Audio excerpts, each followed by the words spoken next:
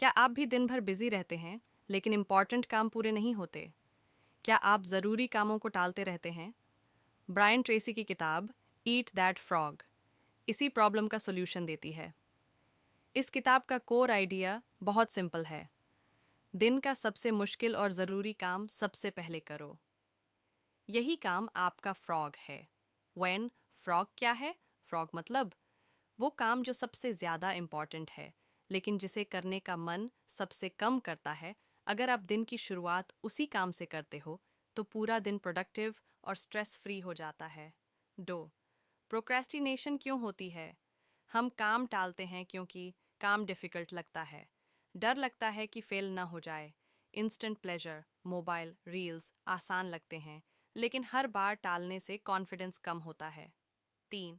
80-20 rule, Pareto principal.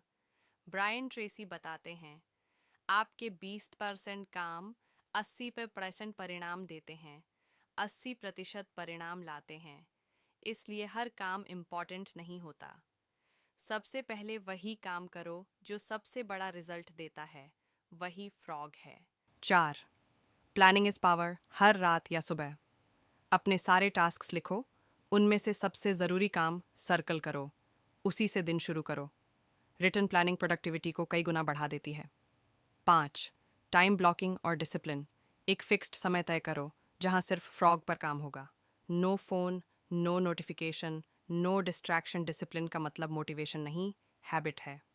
6. छोटे हिस्सों में काम तोड़ो, अगर काम बहुत बड़ा लगे उसे छोटे स्टेप्स में डिवाइड करो। पहला छोटा स्टेप तुरंत शुरू करो। एक्शन मोटिवेशन लाता है, मोटिवेशन एक्शन नहीं। 7. कंसिस्टेंसी इक्वल सक्सेस, हर दिन फ्रॉग खाने की आदत डालो। धीरे धीरे प्रोक्रेस्टिनेशन खत्म हो जाती है और कॉन्फिडेंस बढ़ता जाता है।